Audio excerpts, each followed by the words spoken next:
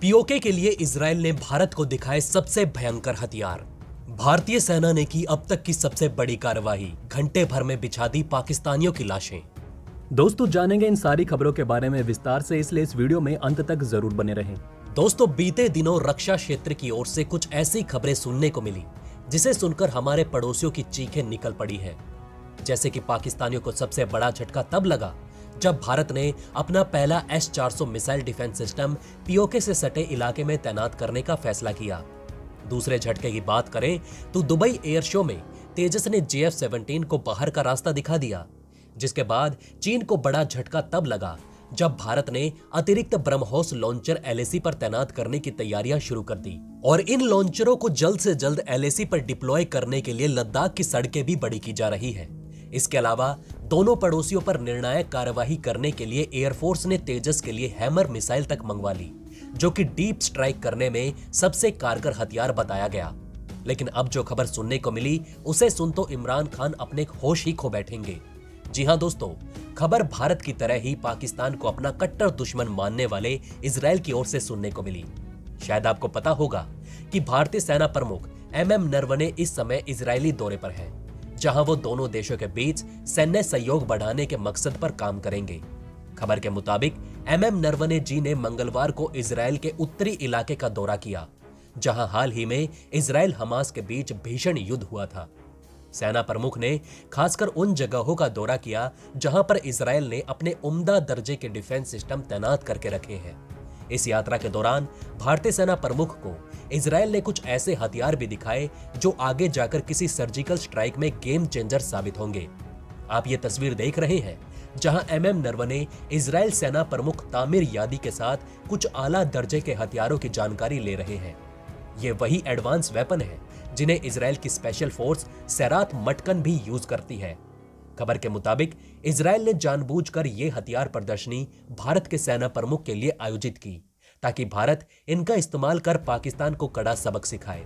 दोस्तों हम सभी को पता है कि पाकिस्तान आज भी इजराइल को एक स्वतंत्र देश के रूप में मान्यता नहीं देता। न ही पाकिस्तानी जनरल कभी इजराइल का दौरा करते हैं। इजराइल भी पाकिस्तान को एक आतंकी देश मानता है और उसके खिलाफ हमेशा भारत के साथ खड़ा रहता है। मुद्दा चाहे जो कुछ भी हो, भारत को इजराइल का समर्थन हमेशा मिलता रहा है। यहां तक कि कारगिल युद्ध के बाद पीओके पर हवाई हमले करने के लिए इजराइल अपने फाइटर जेट भी भेजने को तैयार था, पर तब भारत ने इसकी परमिशन नहीं दी। नहीं तो उस समय इजराइल इंडियन एयरफोर्स के साथ मिलकर पीओके में बड़ी तबाही मचा देता। बताया जाता है कि इजराइल आज भी पीओके में बड़ी कार्रवाई करने के लिए भारत का साथ देने को तैयार है, बशर्ते भारत इसकी इच्छा रखता हो। वैसे दोस्तों इस पर आप क्या राय देना चाहेंगे, हमें नीचे कमेंट करके जरूर बताइएगा। तो वहीं दोस्तों एक बहुत बड़ी खबर इंडियन आर्मी की ओर से सुनने को मिली, बल्कि इसे अब तक की सबसे सनसनीखेज खबर भी कहा जा सकता है।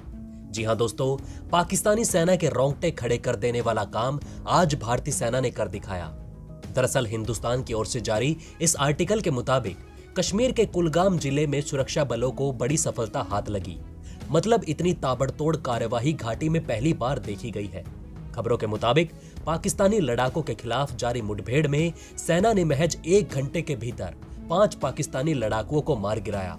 कश्मीर के IG विजय कुमार ने मीडिया से बात करते हुए कहा कि इंटेलिजेंस की सूचना के आधार पर सेना ने कुलगाम जिले में सर्च ऑपरेशन चलाया था। उसमें जवानों को बड़ी कामयाबी मिलते हुए करीब 5 आतंकियों को मार गिराया। उनके मुताबिक सेना ने 2 पाकिस्तानी जासूसों को भी गिरफ्तार कर लिया है, जो हमारी संवेदनशील जानकारियां पाकिस्तानियों तक पहुंचाने के मकसद से घाटी में आए थे। इनकी पहचान आमिर बशीर और मुख्तार भट्ट के तौर पर की गई। विजय कुमार के मुताबिक दक्षिण कश्मीर में पाकिस्तानी लड़ाकुओं की मौजूदगी बढ़ने की विशेष सूचना मिलने के बाद यहां ऑल आउट मिशन चलाया गया, जिसमें बिना किसी जवान की जान गंवाए हमने महज 1 घंटे में उनका काम तमाम कर दिया। इन पाकिस्तानियों की ओर से कई सारे ID, AK-47, कारतूस और कुछ पैसे बरामद किए गए। बताया जा रहा है कि इन 5 लड़ाकों की ये टीम घाटी में एक बड़ा हमला करने की तैयारी में थी, जिनका प्राइम टारगेट 44 राष्ट्रीय राइफल्स बताया गया। हालांकि हमारी सुरक्षा एजेंसियों की सतर्कता ने इस बड़े हमले की सूचना हमें पहले ही दे दी और एक बड़े हादसे को होने से बचा लिया। सुरक्षा के लिहाज से सर्च ऑपरेशन जारी रहेंगे और जंगली इलाकों में निगरानी अब सख्त की जाएगी। तो देश के एक बड़े हमले से बचाने वाले हमारे देश के मुस्तैद जवानों के नाम दोस्तों एक जय हिंद जरूर लिखिएगा। जय हिंद, जय भारत।